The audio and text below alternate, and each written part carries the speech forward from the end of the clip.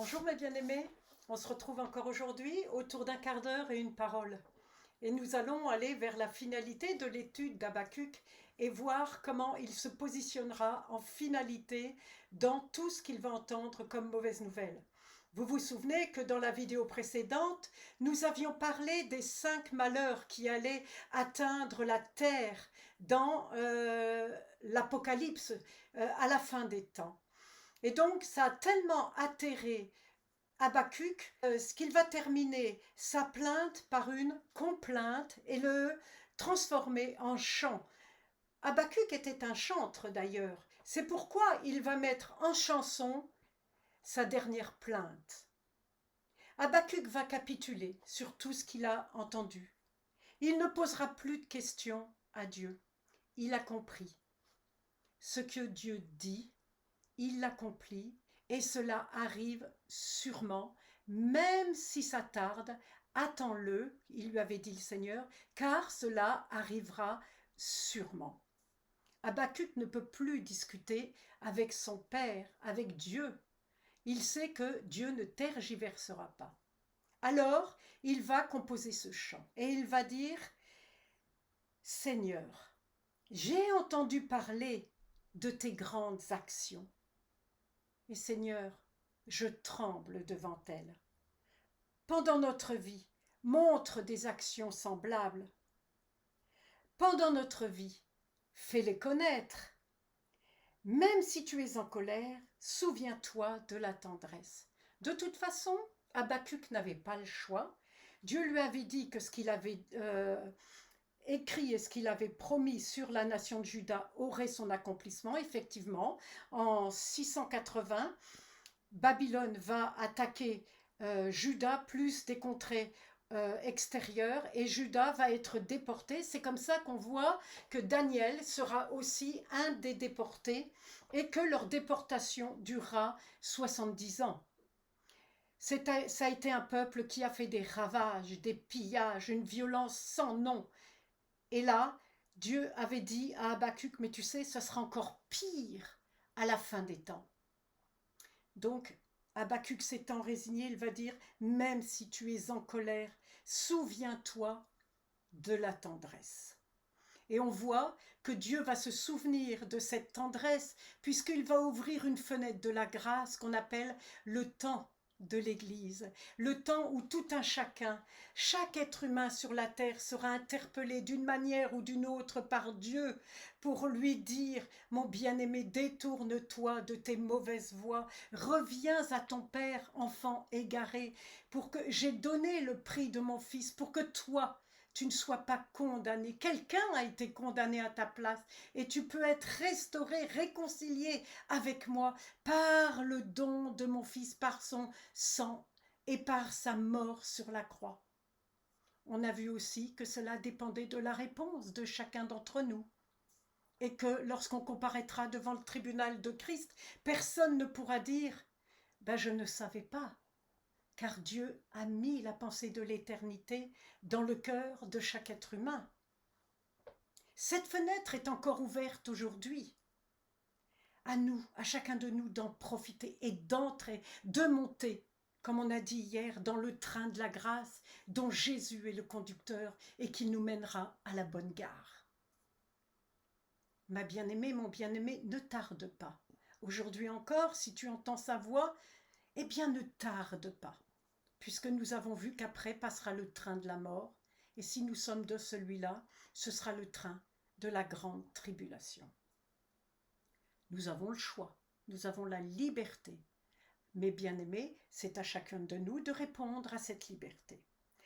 Dans le deuxième point de la plainte chantée d'Habakkuk, il va décrire la puissance de Dieu quand elle interviendra dans toute sa gloire. Il va dire « Dieu arrive de Téman, le Dieu saint vient des montagnes de Paran. » Et il dit « Sa grandeur couvre le ciel. La terre est remplie de sa louange. Il brille comme une lumière. Des rayons sortent de sa main, là où se cache sa puissance. Une épidémie de peste avance devant lui et la fièvre brûlante marche derrière lui. Quand il s'arrête, la terre tremble. Quand il regarde les peuples, ceux-ci ont peur de lui. Et puis il va décliner toute la puissance de Dieu et tous les malheurs qui vont se succéder. La puissance de Dieu se verra, la splendeur de Dieu se verra, elle couvrira toute la terre aussi sûrement que l'eau couvre le fond des mers. C'est ce que Habakkuk avait reçu dans sa réponse précédente. Il va dire ceci: les montagnes te voient et elles tremblent. L'eau tombe avec violence, le grand océan rugit, il lance ses vagues jusqu'au ciel. Il va dire aussi ceci un peu plus loin: tu es sorti, Dieu, pour sauver ton peuple, pour sauver le roi que tu as consacré. Tu vas renverser le chef du clan des gens mauvais et tu détruis complètement ses alliés. Tu perces la tête des chefs de ses ennemis avec leurs propres flèches. Tu avances dans la mer avec tes chevaux au milieu des vagues puissantes. Vous lirez tout ça dans Habakkuk 3. Ce qu'Habakkuk déclare sur les êtres humains à la fin des temps, Timothée aussi en parle. Dans 2 Timothée 3, nous allons voir ce qu'il dit au sujet des êtres humains qui auront dépassé leur quota de méchanceté. Il dit ceci: ce qui arrivera dans les derniers jours du monde. On voit bien qu'on arrive à avant la grande tribulation. Tu dois le savoir. Vous savez, un vrai chrétien a les yeux ouverts. Il a la tête au ciel, mais les pieds sur terre. Ce qui signifie qu'il est équilibré. Il est capable d'entendre les nouvelles données par Dieu, mais capable aussi de se tenir debout sur terre avec équilibre. Donc Dieu dit, tu dois le savoir. Moi aussi, je dois le savoir. Dans les derniers jours, et on voit que ça se précise de plus en plus, il y aura des moments difficiles. Ne me dites pas que ce que l'on vit aujourd'hui est très facile. Ne me dites pas que le Covid facilite la vie de chacun. Lorsqu'on est confiné, lorsque maintenant la population se drogue avec des psychotropes et des neuroleptiques, lorsque la dépression atteint la population, lorsque la violence se rajoute à ce confinement, lorsque les nouvelles internationales ne sont pas meilleures que les nouvelles nationales. Où tourner ses regards? C'est bien compliqué. Mais tous les vrais chrétiens ne devraient pas être pris de court, parce que la parole de Dieu nous dit dans Matthieu, vous entendrez parler de guerre, de bruit de guerre. Gardez-vous d'être troublés, ces choses doivent arriver. Un vrai chrétien, quelle que soit la nouvelle qu'il entend, tient debout car Dieu est au contrôle et ces choses doivent arriver. Mais c'est Timothée qui va davantage donner son opinion là-dessus en disant ce qui arrivera dans les derniers jours. Tu dois le savoir. Dans les derniers jours, il y aura des moments difficiles. Les gens, et c'est là qu'il va décrire un peu le comportement, la conduite et le caractère des gens d'aujourd'hui. Et on le voit, mais c'est sous nos yeux. Les gens d'aujourd'hui seront égoïstes, amis de l'argent. Ils se vanteront, ils seront orgueilleux, ils insulteront Dieu, ils désobéiront à leurs parents, ils ne seront plus capables de dire merci, ils ne respecteront plus les choses de Dieu, ils mèneront une vie de désordre, ils seront cruels, et on le voit, et ennemis du bien. Ils trahiront les autres, ils seront violents, l'orgueil les rendra aveugles, et ils aimeront le plaisir au lieu d'aimer Dieu. Ils feront semblant d'être fidèles à Dieu, mais en réalité, ils rejetteront la puissance de la foi. Tourne le dos à ces gens-là. Tourne le dos à ces gens-là. Et un peu plus loin dans Timothée, à la deuxième lettre de Timothée 3, 10, Paul va recommander à Timothée ceci: « Mais toi, tu m'as suivi en tout, tu as écouté mon enseignement, tu as imité ma conduite, tu as connu mes projets, ma foi, ma patience, mon amour, ma fidélité. Tu sais les dures attaques et les souffrances que j'ai connues. Il dit, oui, tu connais les livres saints depuis ton enfance. Ils sont capables de te donner la sagesse. Et cette sagesse, elle va te conduire au salut quand on croit en Jésus-Christ. Tous les livres saints ont été écrits avec l'aide de Dieu. Ils sont utiles pour enseigner la vérité, pour persuader, pour corriger les erreurs et pour former une vie juste. Grâce aux livres saints, l'homme de Dieu sera parfaitement préparé et formé pour faire ce qui est bien. Revenons désormais à Habakkuk, si vous le voulez bien, pour voir quel est le positionnement d'Habakkuk dans toutes ces circonstances si négatives, autant les unes que les autres. Paul va dire à Timothée, mets-toi. Mets-toi. Eh bien là, c'est assez intéressant parce qu'Habakkuk va dire ceci, mets-moi. Et on revient comme à la première fois quand il a dit, mais moi, je resterai sur mon poste, je serai sur la tour de garde et je veillerai pour voir ce que Dieu va me répondre. Et je pourrai répandre ma plainte. Ce qu'il répand d'ailleurs, il répand sa plainte. Hein. Puis, après avoir répandu sa plainte, il va dire ceci, il va se ressaisir, encore une fois, comme d'habitude, comme il est. C'est un homme un homme de force, un homme qui a de la volonté, un homme qui ne se laisse pas abattre malgré les mauvaises nouvelles, un homme qui se ressaisit, même s'il a pris, comme sur un ring, des coups dans la figure, il se ressaisit, il se remet debout et il reprend son chemin de garde. Et il va dire, mais moi, Habakkuk, je trouve ma joie dans le Seigneur. Oui, c'est vrai. Quel contraste entre tous les malheurs qui sont annoncés et puis cette joie. Mais vous savez, mes bien-aimés, cette joie, elle est dans le Seigneur. Jésus est notre joie, il a été fait joie pour nous. C'est un des fruits de l'esprit. Et c'est pourquoi Habakkuk en sera rempli malgré les difficultés par lesquelles il passe. Et il va dire, je suis heureux. Et vous savez, avoir Jésus, avoir la vie de Jésus en soi, c'est un vrai bonheur.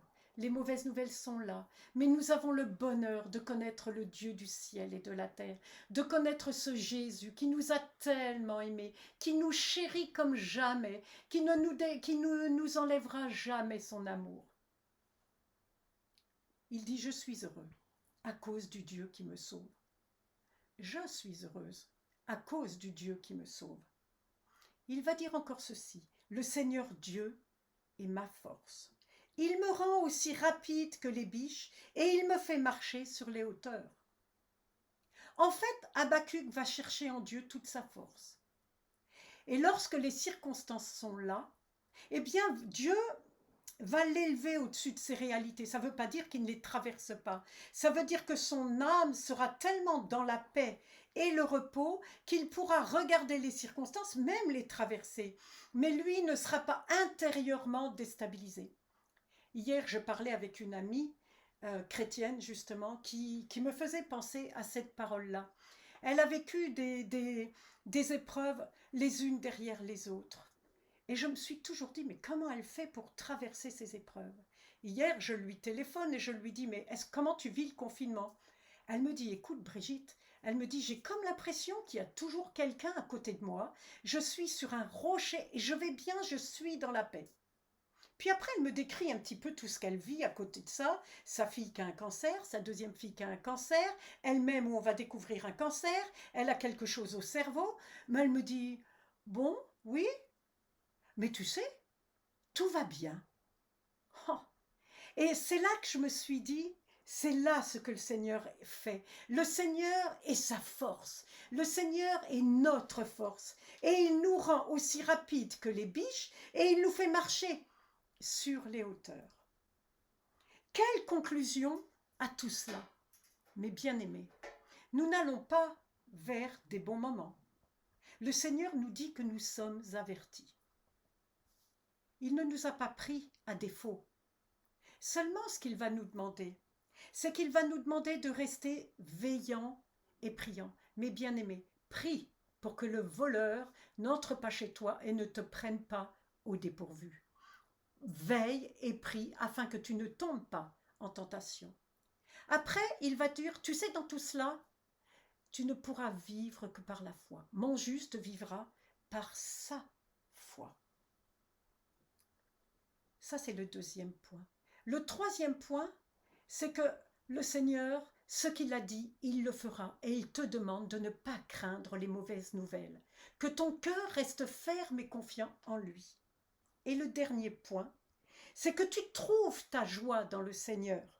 Que tu sois heureuse à cause de ce Dieu qui t'a sauvé. C'est là où on met son bonheur, pas dans les choses de la vie courante. On trouve son bonheur en Dieu et en Dieu seul.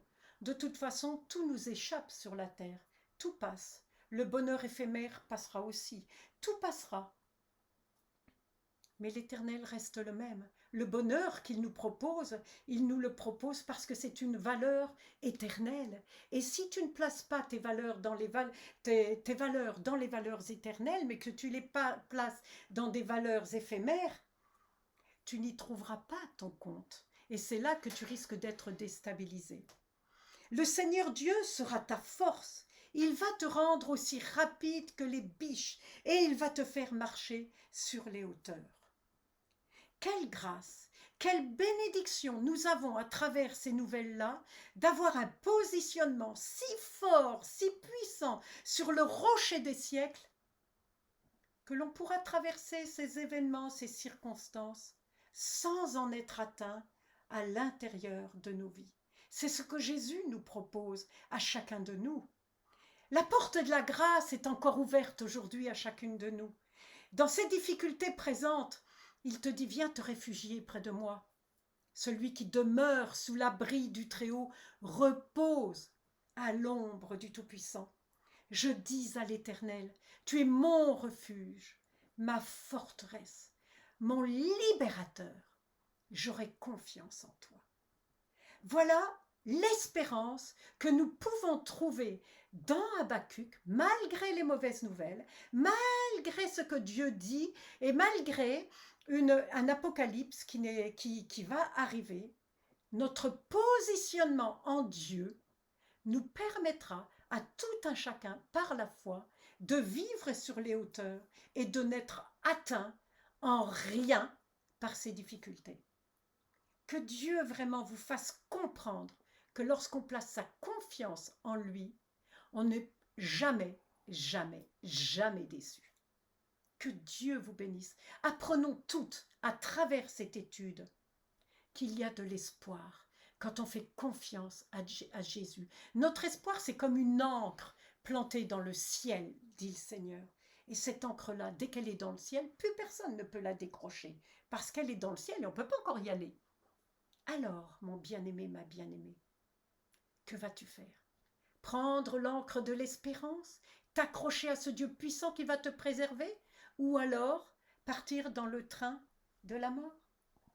Ma bien-aimée, tu as le choix aujourd'hui, mais sache que Dieu peut te rendre aussi rapide que les biches et te faire marcher sur les hauteurs. Que Dieu te bénisse.